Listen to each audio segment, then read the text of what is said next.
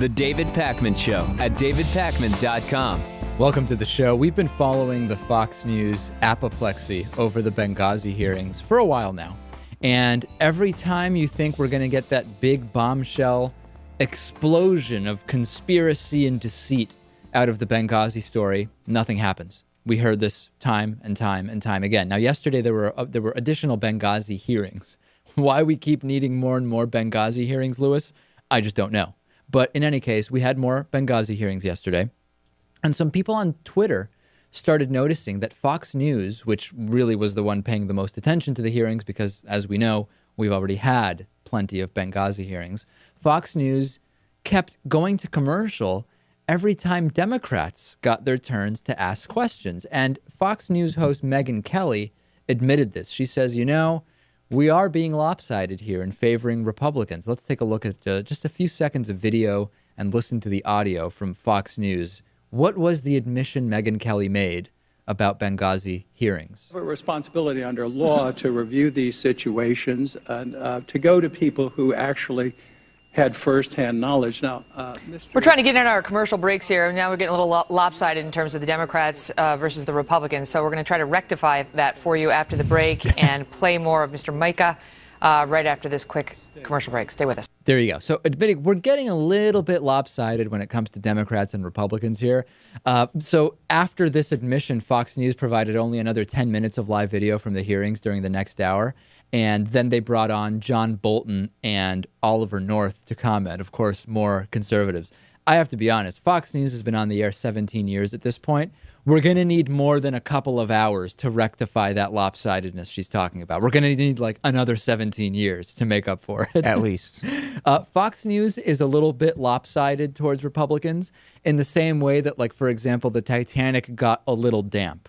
Or Krakatoa Metal Band plays music that's a little heavy, right? I mean, I think that it's a little bit of an understatement. A perfect analogy. They're a little bit lopsided when it comes to Democrats and Republicans, the way Shirley Phelps Roper from the Westboro Baptist Church is a little bit anti-gay. Right.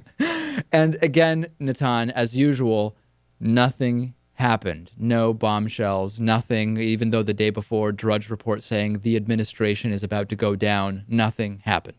Well, I want to know about that designated dog handler, to be perfectly honest. Imagine how biased they have to be, Fox News I'm talking about, of course, in a story for someone on the network to, point it out while it's happening. Can you imagine, for anyone who watches Fox News, for that to happen, it has to be, the most lopsided thing ever. Yeah, it takes a lot. But, I just thought of this. Perhaps she was trying to make it seem like it was just coincidental. Right, yeah, listen. We have commercials, and it's just so happened that you're not hearing from any Democrats saying, this is no big deal, right? Why are we having these hearings? We've heard about this time and time and time again. It's obvious coincidence, and they're going to rectify that, of course, by, getting Ollie North to give his take. Yeah, right. Who, by the way, what was he convicted for, Natan? It was the Iran-Contra affair. Right. Political analyst Ollie North, convicted felon from the Iran-Contra scandal, will weigh in on the Benghazi scandal. Perfect coverage. I love it. Wow. We haven't talked at all about the Jodi Arias murder trial because there's been just kind of a lot of day-to-day nonsense about it. But now that we actually have a verdict, I want to spend a couple of minutes of it on the story. If you're not familiar with the background, I won't give you the full story. But suffice it to say, Jodi Arias was tried and now convicted for premeditated first-degree murder of her ex-boyfriend. She claimed that she was simply defending herself from her ex-boyfriend. The alleged self-defense, which now has been ruled not to be self-defense, included shootings as well as multiple stabbings, and then after the individual was dead, the slitting of his throat. So interesting way to defend yourself, a pretty extensive way to defend yourself. Well thought out. Well thought out. In any case, I want to first play for you the verdict from the trial, which happened yesterday, and it was a guilty verdict, first-degree premeditated murder. Take a look. The State of Arizona versus Jodi Ann Arias, verdict, count 1. We, the jury, duly impaneled and sworn, in the above entitled action, upon our oaths, do find the defendant as to count 1, first-degree murder, guilty. 5 jurors find premeditated, 0 find felony murder, 7 find both premeditated and felony. Signed, foreperson. Is this your true verdict, so say you want it all? All right. So this means that the self-defense argument did not convince anybody. And I want to really address what I find the most interesting issue about this. Was this trial so popular? There are murder trials all the time, right?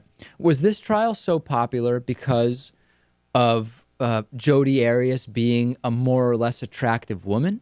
Was it popular because it was a woman committing a type of crime normally associated with men, a level of violence normally associated in kind of mainstream crime culture and reporting associated with men? I'm not really sure. I'm often unsure why one particular case becomes the center of so much attention. I think it's a combination of two things. One, because she is, I guess you could say, an attractive female, but that has a lot to do with all the pictures that came out after the trial started of her that she put online or whatever. Right. And the other is grisly details of the murder itself, and that's what people love. What do you think, Natan? I think it's a combination of the two things both of you mentioned, and also sometimes, it has a life of its own. I don't think we can always explain why it is. I mean, Nancy Grace was covering this like pretty much for months. That's like the only thing she covered. Yeah. Granted, I don't think that's a really serious show, but other networks covered it on and off as well. Sometimes you can't always really tell. It sort of has a life of its own. Once someone starts covering it, it's covered. But I think it's more to do with the second reason you gave, Dave, which is that the level of violence is more typical of men, and in that sense, it was more graphically interesting to people. Let's move on to the second part of this, which surfaced yesterday, which is based on the first-degree murder conviction. Now we're going to move into the sentencing phase, and it is possible that she would get the death penalty, which is on the table in Arizona. She was interviewed after the verdict, and she said, "I don't want to live out my natural life. That would be far worse than the death penalty." Let's play that first, and then I want to discuss that because it gets into a lot of other interesting things, too. Are you focusing on the court, or are you focusing on what could be the worst outcome for you? Well, the worst outcome for me would be natural life. I would much rather die a lot sooner than later. Longevity runs in my family, and I don't want to spend the rest of my natural life in one place. I'm pretty healthy. I don't smoke, and I would probably live a long time. So that's not something I'm looking forward to. I said years ago that I'd rather get death than life, and that still is true today. Okay. First of all, even after the conviction, her demeanor and delivery is very disconnected from reality, isn't it? Well, she could be in shock, but perhaps she's just come to terms with this over the duration of the trial. Let's talk about this. What would you prefer in her case? Would you prefer the death penalty, or would you prefer life in prison, given that she's a pretty young woman? I've said countless times that I think life in prison is a more cruel fate than the death penalty.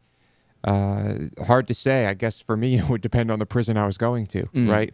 I have to say, can't we look at this and say maybe this is some evidence that the death penalty isn't the right punishment, in the sense that it's a pretty miserable life in prison, particularly when you're this young. Isn't this even more evidence that not only has the death penalty not been, number one, executed fairly, in other words, mistakes are made, number two, it doesn't even really appear that it is the harshest sentence possible in many cases, Natan? Well, that gets to a separate issue, which is whether the death penalty should exist, should be legal because it's a worse penalty, or because that's the equivalent of what the person did as a crime. And that's not my argument either. Right. So I don't know that this is necessarily the way to argue it. A lot of people who argue against the death penalty make, I think, a better argument, which is who's the state to kill people. Absolutely. And I think that's a better one than in each individual case, you might determine that death is a worse penalty or life, depending on what the person said and the specific circumstance. That's never been my argument against the death penalty. But for people who are in favor of it, I have many other reasons, including the ones Natan said. For people who are in favor of it because they want the most severe punishment possible, we hear often that people would rather have the death penalty than life in prison. Therefore, is it even really the most severe punishment? However, well, it depends on the person. Depends on the person. But the other thing I want to say is belief in hell something that increases support of the death penalty? In other words, is there a group of people who say, because when they are killed by the death penalty, they will go to hell. We want the death penalty for that reason. In the same way that belief in the biblical end times stifles action on climate change, could belief in hell make people more in favor of the death penalty? That I think is a completely different discussion. Hard to say, but I do think, well, I think we know that when you're dealing with crimes where the outcome could be the death penalty or life in prison, neither of those is ever a deterrent. No, that we know for sure. Here's an interesting question. We talked about the 3 women yesterday in Ohio who were held for about a decade in Ariel Castro's basement. Some people had qualms with Dzhokhar Tsarnaev not being immediately Mirandized, and some people said no. There's this public safety exception. They have acted violently. He acted violently. There could be other bombs, other imminent risks, and it makes sense under the public safety exception not to immediately Mirandize him. The same, in my mind, could be said of U.S. citizen, much like Dzhokhar Tsarnaev, Ariel Castro. He has been holding 3 women in incredible conditions for 10 years in his basement. There could be other women. If they're being held elsewhere, his arrest may prevent him from getting to them and potentially providing food or water. They may be at risk of death. And that same public safety exception could be made. However, he was Mirandized immediately. What separates U.S. citizen Dzhokhar Tsarnaev and U.S. citizen Ariel Castro in how and when they received Miranda rights? Louis, is there any difference?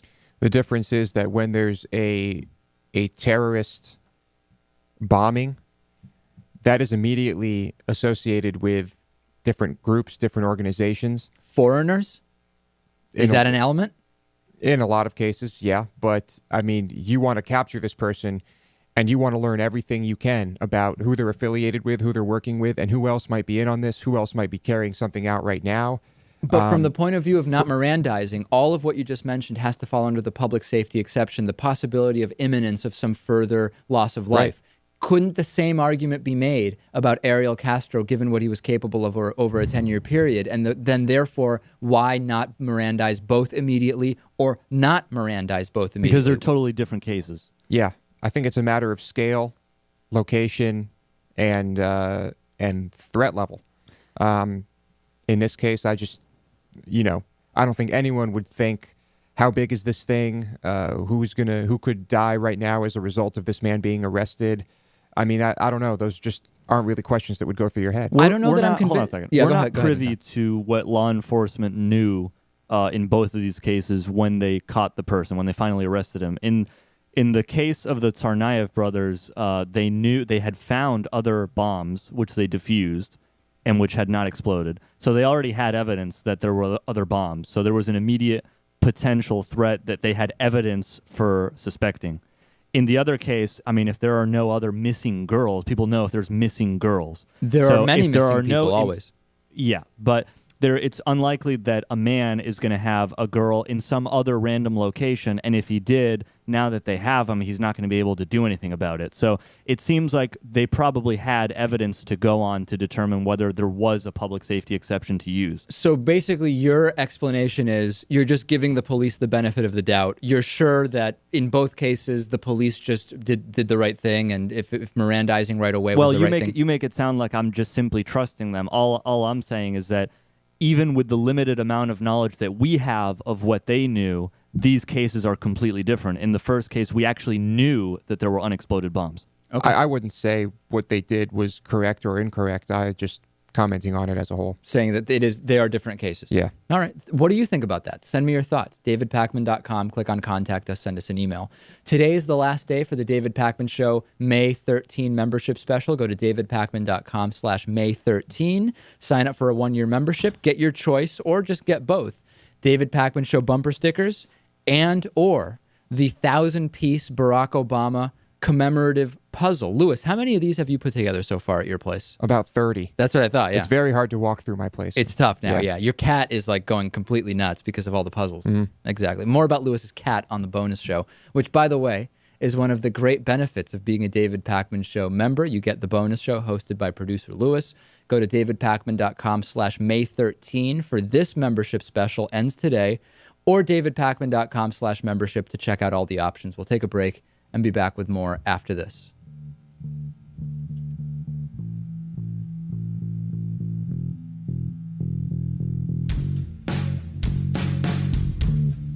The David Pakman Show at davidpakman.com.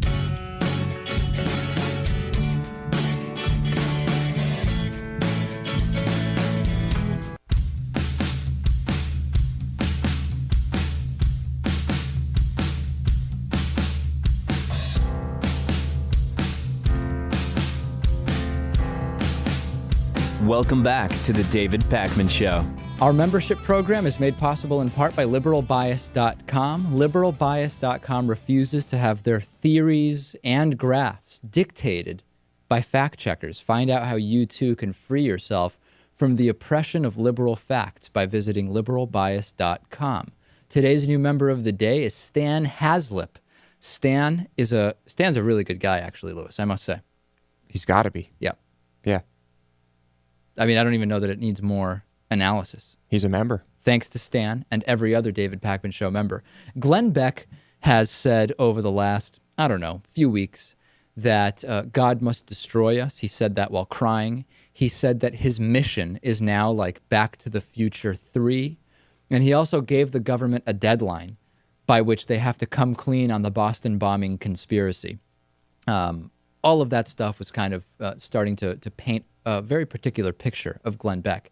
And now he has said maybe his most bizarre thing yet, actually using the word bizarre, talking about how he has a bizarre gift where, follow me here, he is able to really know what is going on with people. He can say it way better than I can, Lewis. Let's listen to what Glenn Beck had to say. Listen to this incredibly touching story Glenn Beck tells. NRA convention this weekend, and I occasionally will have decent discernment on people.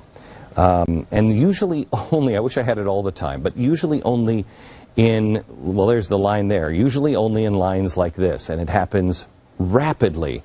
And you'll see, if you were watching that, you'll see people are in front of me very fast. And So let's stop it right there. This is a skill that Glenn Beck has, but it only happens when he's in book signing lines. It doesn't happen if he's at the movie theater in line to buy tickets. Maybe that's not something he has to do because, he has enough money to have his own movie theater.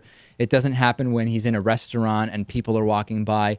It only happens, coincidentally, if you're standing in line waiting for him to sign the book that you just bought. That's one piece that's important, Lewis. The skill doesn't happen everywhere, just then. I like it because I like to spend time with people, but I look people right in the eye. And I have this bizarre gift that occasionally I can look people in the eye and I can feel them. Yeah. And I know I don't know anything about them. I don't know what they're really going through, but I can feel pain sometimes. And this guy in line Saturday, he came through and he was with 3 people and he came through the line and I looked up and I said, hi. And he looked me right in the eye and he said, how are you? And I said, fine. And I signed this book and I slid it back. And as I'm sliding it back and he's starting to turn, I feel, tell him everything's going to be okay. Yeah. But he's smiling. Everything seems to be fine. And then this woman comes up and she starts talking to me. And he's leaving, and I hesitated that long, and he's walking away. And she says, hi, how are you? And I'm all right, so let me skip forward now when he goes to when he actually went and talked to the guy, and this is really the payoff here. Means, but I feel like I'm supposed to tell you everything's going to be okay. The guy immediately broke down and hugged me and started to cry. And that's as far as the story goes. It's an incredible skill that Glenn Beck has, isn't it? The guy probably thought Glenn Beck was some divine messenger. It's weird, though, because the other day Glenn Beck was saying the world is doomed and in its last days and we're going to be wiped out soon. So why would he tell this guy that everything's going to be okay? Clearly it's not. He said it on his own show. Unless this guy's a Christian and one of the few going to heaven. Right. I have a different skill. I'll do it with the Glenn Beck thing. I have a skill. It only works in my gym locker room. But when people walk in before they take all their clothes off to put their shorts on, I just know by looking in their eyes whether they have a nasty skin rash below those clothes. I just know. And I can tell them. Benadryl will make it okay. That's my skill, Lewis. That's the skill I've developed. You are truly gifted. Yeah. Rush Limbaugh says he'll support amnesty for illegal immigrants, but they can't vote for 25 years. This is actually, it sounds like just a stupid Rush Limbaugh comment, but this is like a key part of much of the resistance to allowing people who have been in this country, particularly from Spanish-speaking countries, to stay. The voting thing is actually key. Let's listen to Rush Limbaugh and hear what he has to say. Never be granted. Now, that's similar to a proposal that we made. Okay, we'll support amnesty on this program with one proviso, and that is that everybody granted amnesty can't vote for 25 years.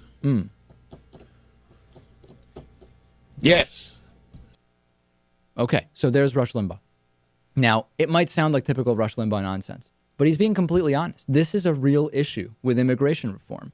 Hispanic voters are mostly progressive, with the exception of some Cubans. Overall, just about every Hispanic group votes overwhelmingly for progressive candidates. The more progressive, the better. And this is in spite of significant Catholic religion among Hispanics. And in addition to that, the changing demographics of this country are increasing the percentage of voters over the next several election cycles that are Hispanic, and that's also going to hurt Republicans. This is actually the strategy. We could listen to 10 crazy quotes from Rush Limbaugh, and a lot of them don't really have a basis in the actual thinking, strategy, and fears of conservative political operatives. But Natan, this is their fear. This is a very real thing, and why they want to keep particularly Hispanic immigrants out of this country. Yeah, I mean, it's a win-win basically for Democrats, because either immigration reform doesn't get done and Republicans get the blame and they benefit politically from it, or it gets done and over the next 15 years they get a political benefit. Why, it's possible that at some point down the road, Republicans will make inroads with Hispanics, but not in the next few years, not when most of these people become citizens. On the other hand, it's kind of bizarre. It seems like Rush Limbaugh either supports a second-class citizenship status where you become a citizen but you can't vote, which is absurd, or he's saying that you can't become a citizen for 25 years, which is against current immigration rules. Yeah, so Lewis, that's actually if we actually analyze this at its face, getting some rights of citizenship is kind of like being somewhat pregnant. It's like you're either pregnant or you're not pregnant at any given point in time. You're either a citizen or you're not, and this is kind of like a partial citizenship or literally a second tier, a second class of citizenship. Right. Well, amnesty could mean citizenship, or it just could mean that, well, you're not doing anything illegal anymore. You're a permanent resident. But assuming he says they can't vote, I assume that means that amnesty in his mind would mean citizenship. Exactly, some kind of second class of citizenship. Yeah, and it's funny, while your average Limbaugh listener probably only is concerned about jobs and things of that nature when it comes to illegal immigration, clearly Rush does not care about anything other than who's going to get elected when all of these illegal immigrants are legalized. No question about it. Yeah. $1.3 billion is set to be spent in New Jersey on infrastructure programs of different kinds, including on schools. And this is a combination of about half the money was approved by voters, and about half the money is coming from an actual infrastructure fund in New Jersey. And there are 2 religious schools in New Jersey that might receive more than a combined $11 million in taxpayer money, and a lot of people are upset with that, understandably, Lewis. The two projects are $10.6 million for Beth Midrash Gehova. It's an all-male Orthodox Jewish rabbinical school in Lakewood, New Jersey, and $645,000 for Princeton Theological Seminary. It's a 200-year-old school which trains both male and female Christian ministers. No association at all with Princeton University, just to make that clear for people. And they decided to have some hearings about this because State Senator Paul Sarlo questioned whether giving money to these organizations is even legal. The money is going to come from the Higher Education Technology Infrastructure Fund, like I said, and the legislation says this has to go to only state-funded institutions, educational institutions, schools, what have you, and that it appears to directly conflict with rules and regulations. And a bunch of the lawmakers here are questioning whether taxpayer money should go to any projects that are religious and that are not open to students of all faiths. I actually think that it doesn't matter whether they're open to all faiths or not. I think that if the school is religious-based, it should not receive state funding, whether or not it allows anybody in or not. These particular schools aren't open to students of all faiths. And it was pretty difficult to get any kind of real statement from the individuals kind of involved in allocating the money here. I have to say, this to me is a very clear establishment of religion. Even if you are not saying everybody has to practice this religion if they go to this school, and we're supporting that by funding it with state funds going to an organization that is by definition a religious organization, to me is an establishment of religion, and just plain and simple, they should not get the money. Yeah, I don't think this makes any sense at all. The money should be going to just your general state universities. I don't know. Or state high schools or whatever the case may be. Right, wherever the money's needed, I guess. The problem then becomes, there's another layer to this problem, which is when you have the state high schools or whatever, where the particular administration, because of the political and religious orientation of the area where the school happens to be, decide to implement religious elements, and nobody really complains, or the majority doesn't complain, because, hey, most of the people in the school don't mind the religious components.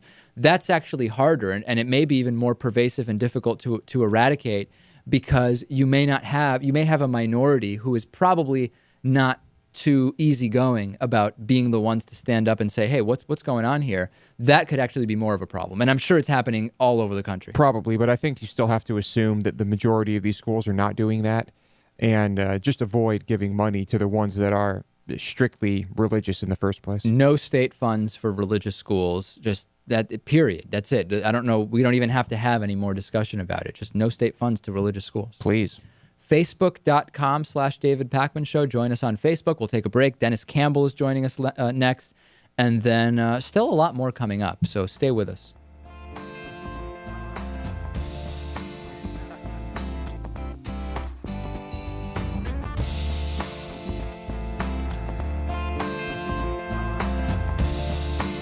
The David Pakman Show at davidpakman.com.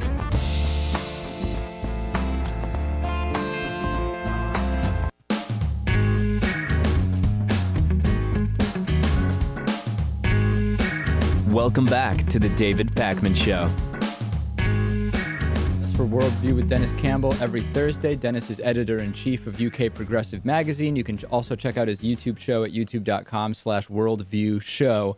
Dennis, I got an email from a viewer of ours who lives in Kent, in the southeastern portion of the country over there, and he said that there has been this policy now where, because of a financial problem, littering is now being, number one, assessed an 80-pound fine, and this could be just throwing a cigarette butt on the ground or whatever the case may be, and also that individuals are made to confess to a camera, which is mounted on the police officer, I guess presumably to prevent some kind of a denial later if they try to appeal the citation. So first of all, talk a little bit about these individual fines, 80 pounds in this case for littering. How common are these? Do councils there have the leeway to do whatever they want to raise revenue?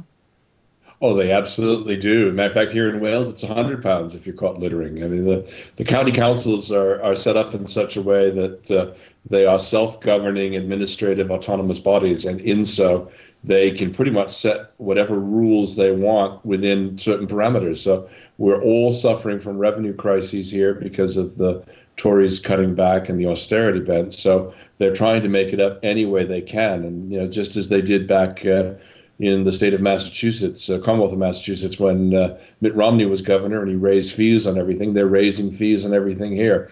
What used to be a 30-pound fixed penalty is now a 60-pound fixed penalty. So it's happening everywhere and across the board in just about every situation you can imagine. All right, so then let's talk about the surveillance aspect of it. Is this unusual, first of all, for police officers to have cameras propped on their chests? Well, that's one I've not heard of. I mean, that one, when you shared the email with me and we knew this was going to be our topic, that one even took me back a bit. We do see dash cams. We do see in police vehicles. We do see them, that citizens are now using them to protect themselves. Forcing a confession out of someone has to be a little bit of a stretch, I think, of any sort of criminal code. But it's not anything that I would put past any municipality or organization here. I mean, one of the things about the society here is that there are so many more cameras. We refer back to the marathon bombing there in Boston and the fact that it took them a little bit longer.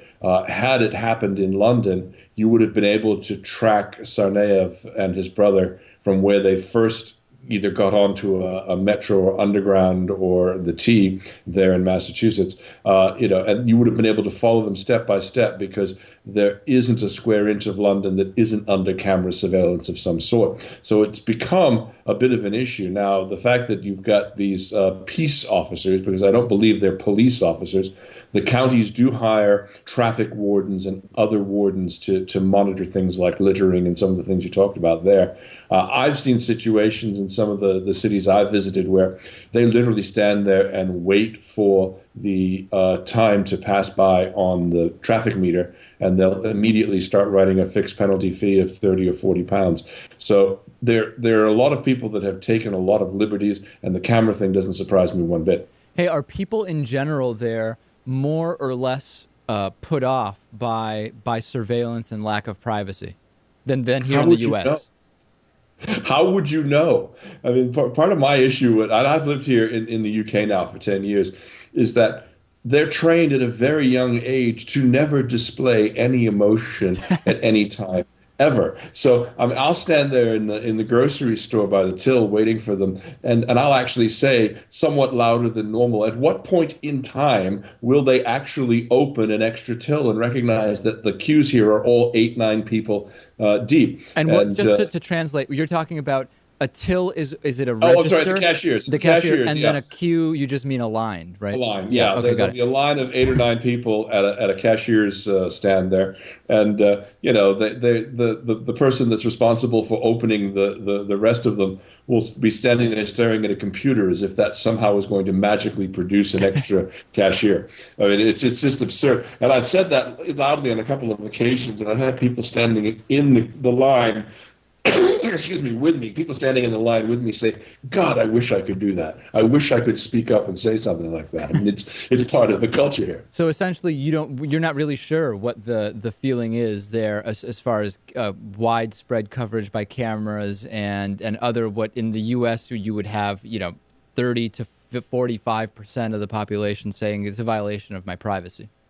Yeah, I'm sure there are people that do feel that way, David, and I'm sure if you spend a lot of time in the pubs, you'll hear the anecdotal evidence, but I don't see the outrage that you or I or somebody in the United States would have if someone were to do that. I mean, I think if someone were to try to pull something like that on Boylston Street in Boston, they might end up with that camera in a certain orifice.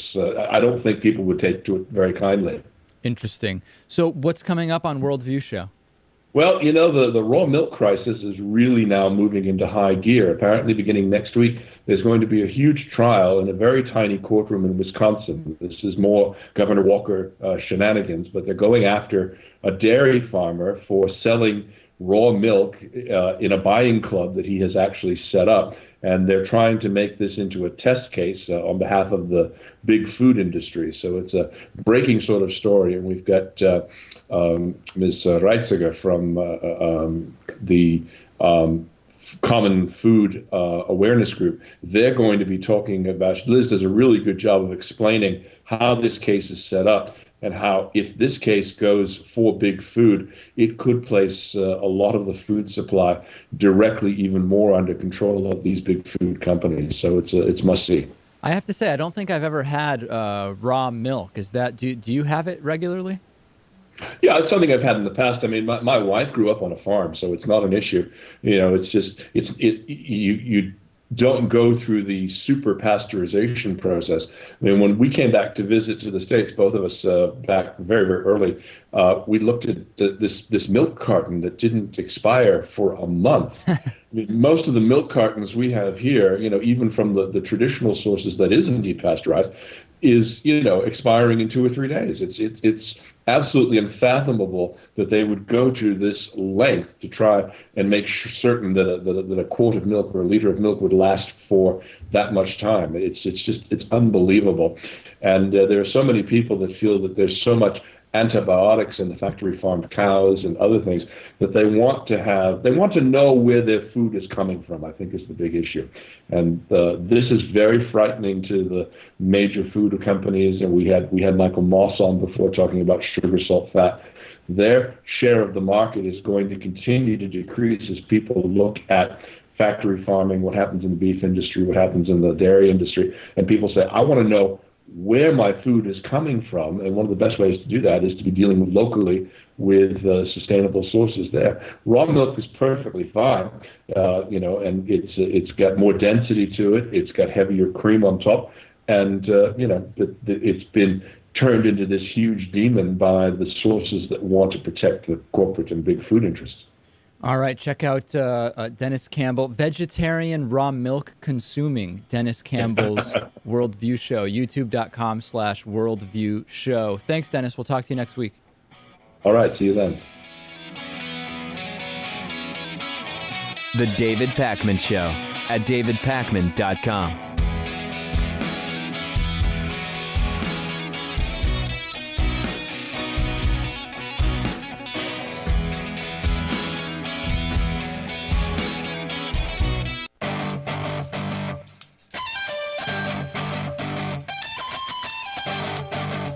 The David Pakman Show at davidpakman.com. Welcome back to the show. Welcome to everybody from the We Survive Bush, You'll Survive Obama Facebook page who's watching today, as well as everybody from the I Love It When I Wake Up in the Morning and Barack Obama is President page.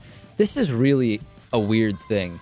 Nancy Grace and Ashley Banfield from CNN were doing like a split screen interview. You know, these interviews where it's like one person's in one location, one person's in the other.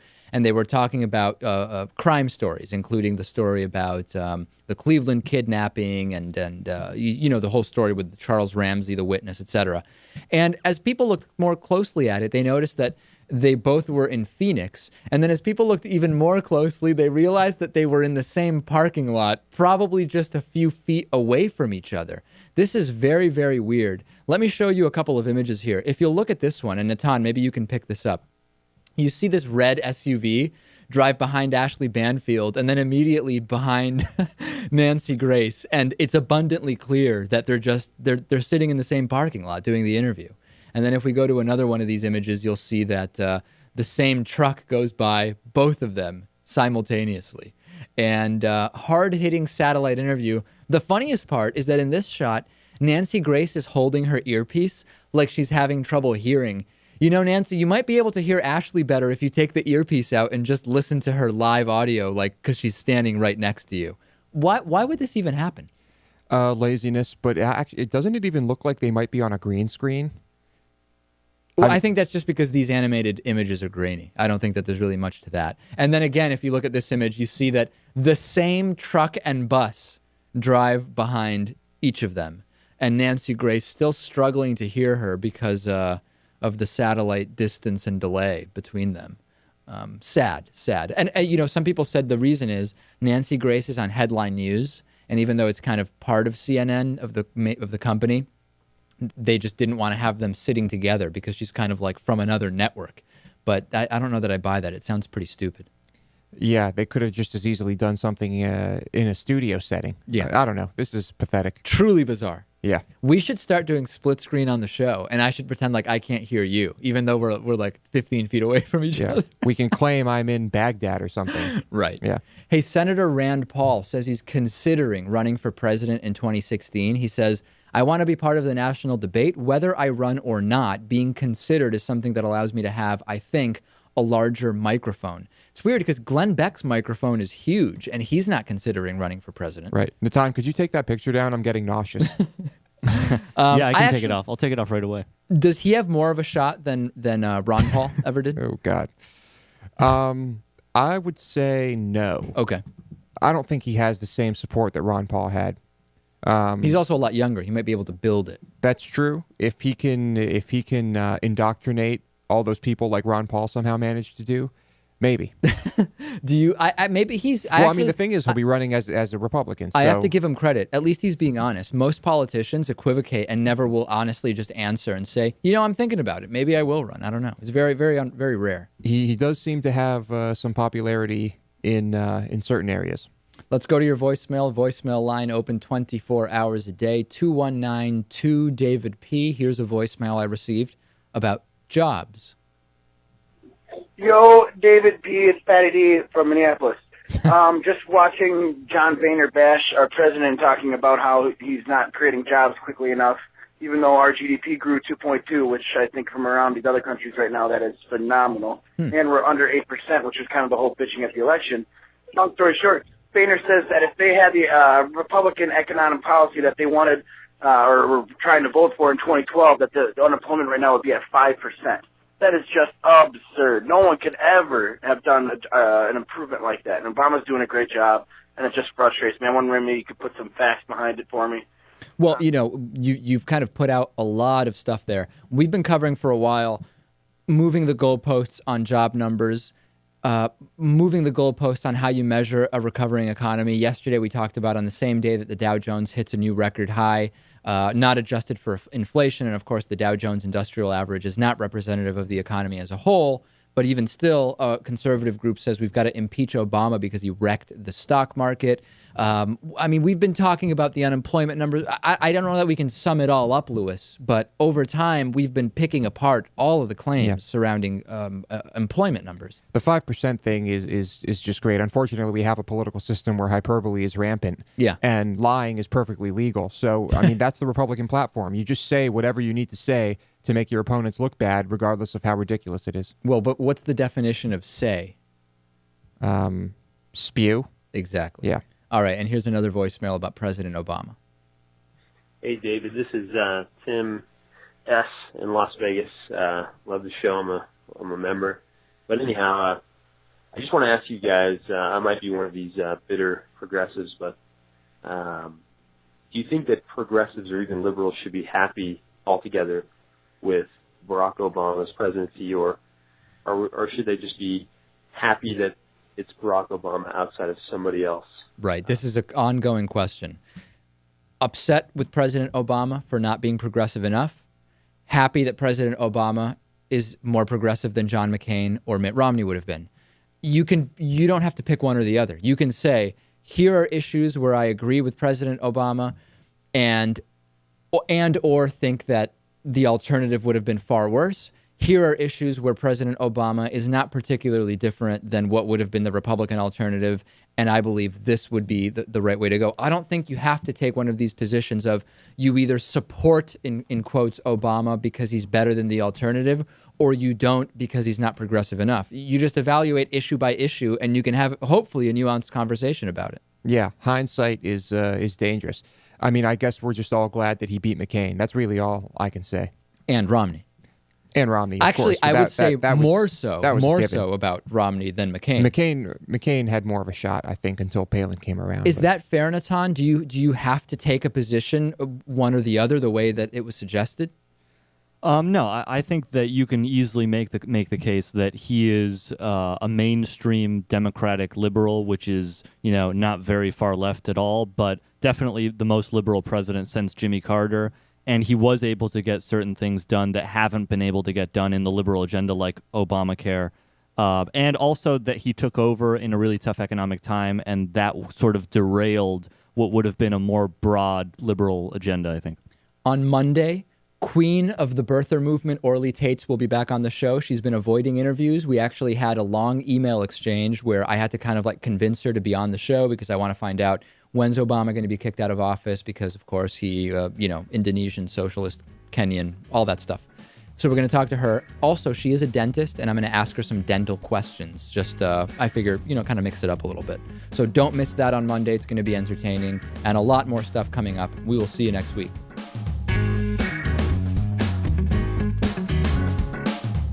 The David Pakman Show at davidpakman.com.